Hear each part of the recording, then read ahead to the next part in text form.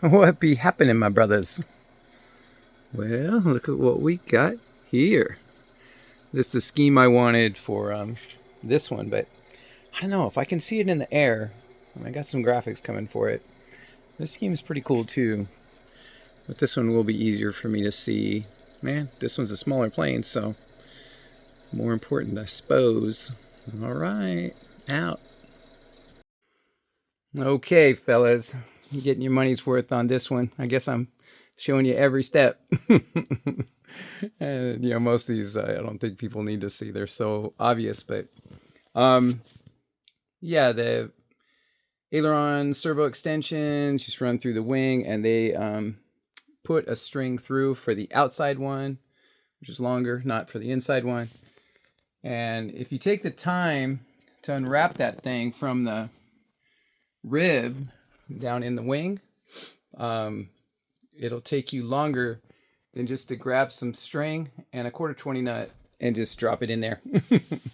But you can just cut the string and then yank the little end up, and they do give you enough tail over here. And that's the quick way to do that. So I just saved you about 3 minutes, maybe 4, of your life back. And then on this side, they don't give you a string. There's a lot of ways to do this.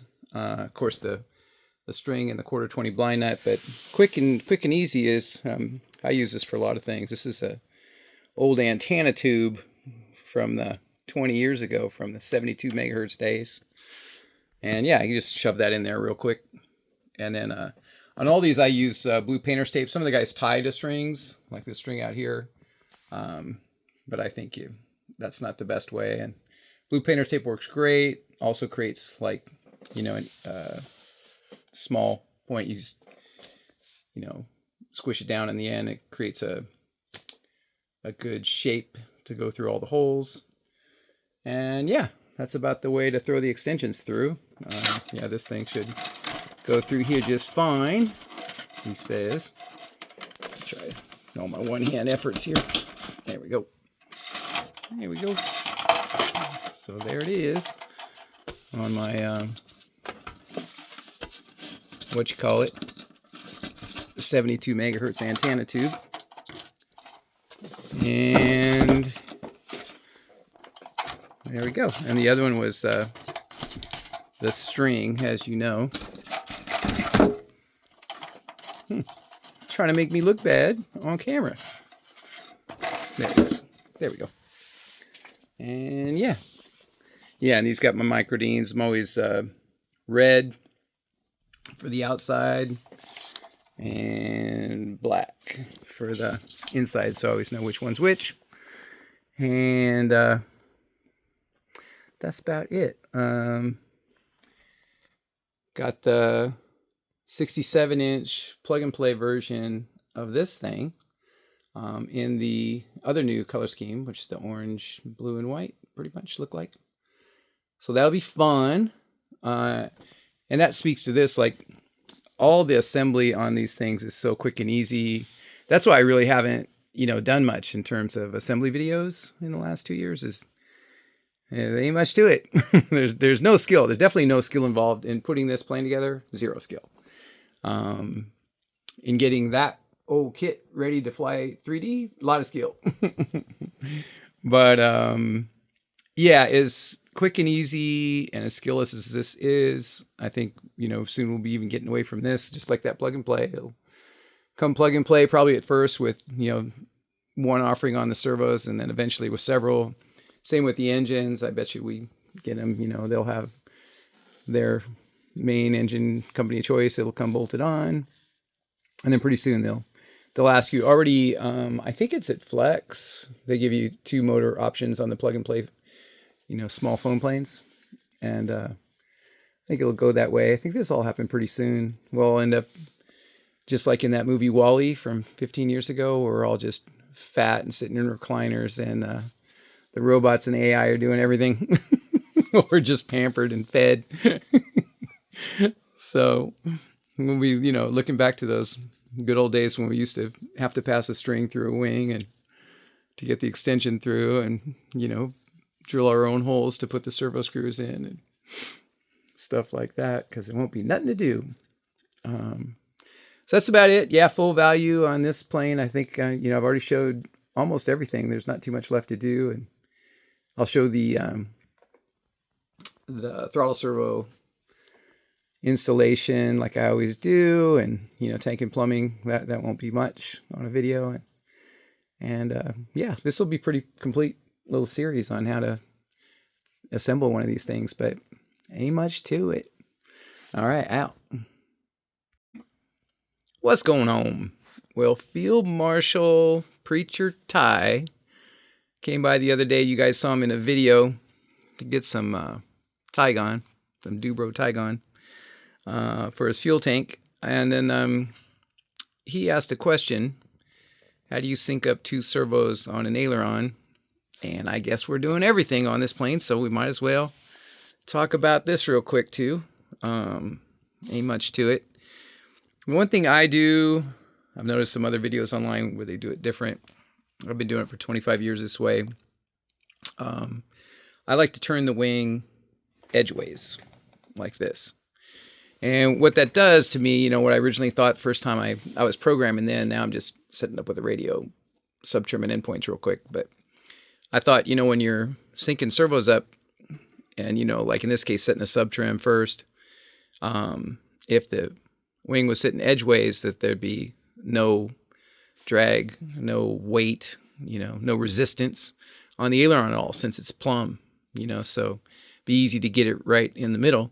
And I also thought when you're setting the endpoint or programming, for full deflection left and right, each way, that it would be equal amount of resistance. Whereas if you put the wing on the fuselage over here and set it all up that way, the center is going to have some weight on it, and then full up, it's going to have more weight than full down, and they're all, you're going to sync them together, so technically it's all got the same weight on it and yada yada. It's fine, but just always like this idea better. So this is kind of the way that I always have done it. So a couple other things like that I like better. Let me show you geometry before I get to how I sync them up, which is, this is super cinchy. But geometry right now, see, you can see that we're on Aileron. I'm trying to get that light out of there. Aileron 2, inside servo. That's what that would be. And so that's 6 right there. And you can see that my endpoints are 127, 134. So basically 130, 130. So that's real good mechanical advantage and real good resolution. So that's pretty ideal. And that's moving the aileron up and down 39 degrees. And I'll get to that in a second, how I do that. But here's the one thing that I've talked about for years. It's going to bore you guys again because I'm going to show it again here. But the control horn location. So here's 39 now. I've had for years I've set my planes up with 44. I've even had planes set up with 48 degrees of throw on the ailerons. But 44 has kind of been my standard. And now here I am, just going with 39 on this plane because rifle rolling is a little bit faster at 39. So even though Harrier rolls are a little bit slower rolling at 39 than they are at 44, the rifle rolls are faster, and that's more important. But you can see here how I don't want this control horn here for myself. The push rod and the servo arm is almost lined up.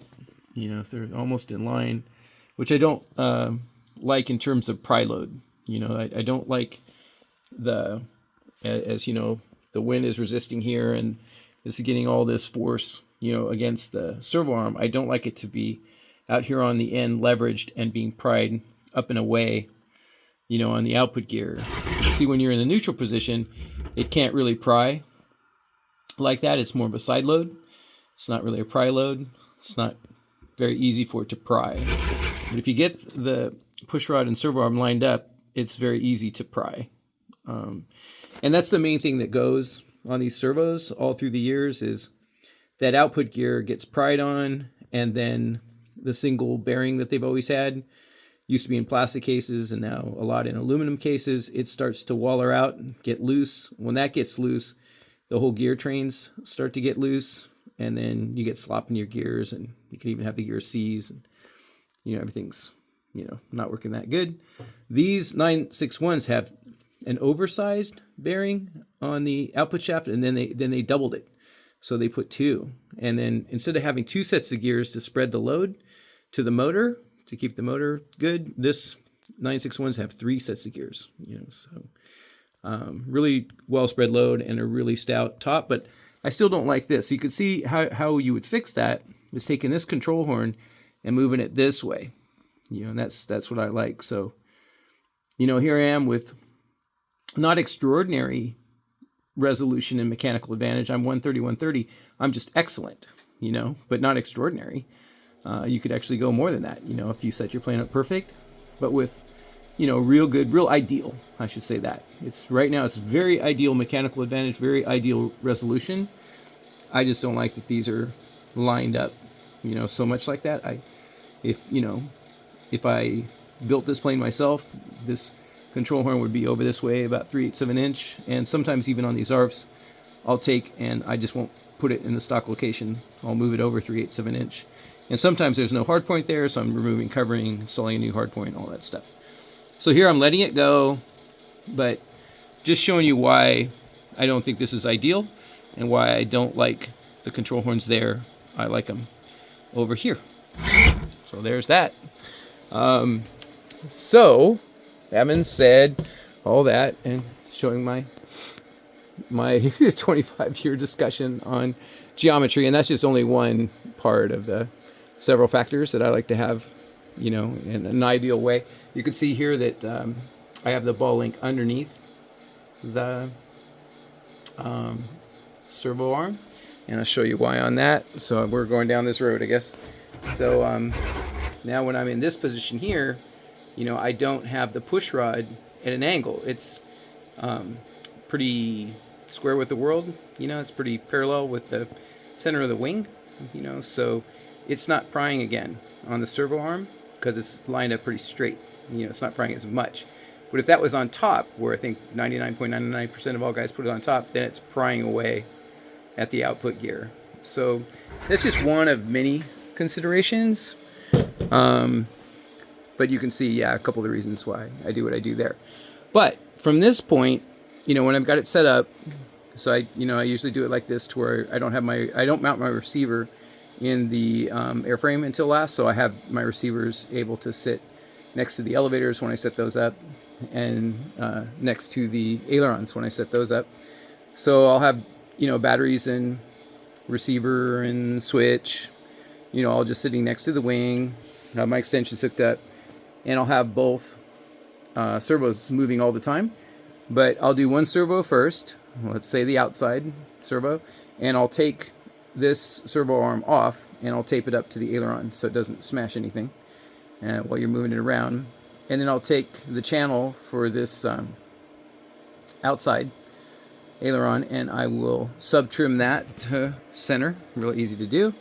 And then I will check with my handy dandy, and this, you could use your cell phone too for checking angles, but I got my handy dandy Klein digital angle gauge. It's tiny. Oh, there we go. So yeah, I already have this, so then I set it on here, zero it out, and then it moves over to what the base throw is, I just set to 100.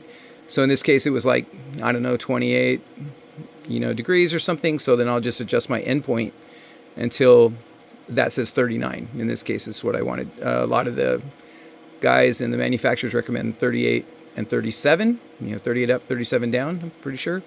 But I just go 39 both ways. Now it's kind of a little compromise I've come to for Harrier rolls and rifle rolls. And because I still do, at least half the time I'm pretty slow old school 3D, and then the other half the time I'm trying to go fast like the kids. So anyway, that's what I do. So now once this the Klein meter shows me the 39 degrees. Then I pop it off, and I take my, oh, this is going to be tricky. Maybe I'll just not really do it. But I'll take and lean it over, and I've already set my endpoint now with the Klein meter. I've set this endpoint to where I had the 39 degrees, right? Now I don't think I'm going to be able to do what I'm trying to show you. So you have to because I have one hand, I'm holding my cell phone. Just imagine that thing's tweaked over like that. That I've got the full Aileron deflection. I've already measured it at 39 degrees. Okay, so imagine it's still there. So then what I'll take and do, I always use the same ruler, and I'll measure off of the wing, never off of the aileron, and I'll come over and I'll mark the edge. Right here. I'll mark the edge, and I'll see what it is. I don't mark it, but I check what it is. And in this case, it was exactly 4 3/4 inches. So it would look just like that. If the thing was fully open, it would be right there on 4 3/4. So I have that on 4 3/4. I'll take and run tape on 4 3/4 on both sides of the 6-inch ruler. And then that way, either orientation that I happen to have it in, it's always going to measure me 4 3/4. I'm not going to talking too fast. I am not going to have to look at any of these lines with my old eyes or anything. I have this blue tape on here. It's going to see the line really good. And then, so now I know 4 3/4 is 39 degrees, which is what I want. So then, I'll check it. I'll, move the stick to full deflection. And then I'll, like I said, measure off the wing, and I'll adjust that until it's exactly 4 3/4. Then I'll move the stick full deflection the opposite way, and I'll measure here off of this point until this is also right at that edge, 4 3/4, out over here. And then I'll come back, I'll check subtrim and make sure that it's still there. Sometimes I have to adjust that. And then I check again, each endpoint, and then I check the subtrim again. So now if my subtrim's lined up, and so my surface is neutral, and my 2 endpoints are lined up to where I'm 4 3/4, which 4 3/4 is the number I came up with, with the throw meter, with the angle finder. They gave me that 39 degrees for me. Then, so I'm not using a phone or an angle finder, but one time to check how many inches, I got to use in deflection. From there, I'm not sitting there using the meter to set everything up. I'm using the tape. And I'm a carpenter, so I feel better about it. It's easier, it's more accurate for me. And yeah, I just like the results a lot better. So then when I've got that servo done, let's say the output servo and the outside servo, that's what I did too on this particular case. I've got center real good. I've got my 4 3/4 each way, which is 39 degrees each way real good. And that's the thing too, when you're going all the way with this, let's say, like I did last year when I started back again, you're thinking more old school. Santi Perez came on my Facebook page and said, I'm using 1 1/4, for the servo arm. And I was using 1 3/4. And I was talking about all the geometry and stuff. Actually, the 1 3/4 improves the geometry, but let's not go there. But the main point I'm trying to get sidetracked again, is, you might sit here and these are all different models. You get the 116 inch, 114 inch, you get the 104, you get the 91, the servo arm and the control horn heights, it all depends on what they do. The servo arm length that you need to get the exact number of degrees that you want can vary model to model. And you also size ailerons, et cetera, et cetera. They're homogenizing a lot of this stuff now, but you still need to know this stuff, and you still need to get it how you want. So you might have used, like I did 2 years ago when I got back, the 1 3/4, because you're thinking the old days, and you might just use 1 1/2, on there and think you're using that, or you might use an inch, whatever the case may be. You may go through the trouble of, bolting all this stuff together and, starting to set it up and getting the degrees you want. And then you look over at the endpoints in the radio. Like I said, here we are at 127, 134, which is basically 130, 130, which is really an optimal mechanical advantage and an optimal resolution for a plane, for a surface. You may look and everything's set up the way you want. It's all neat. It's all synchronized. And you're 90-90 or you're 100-100.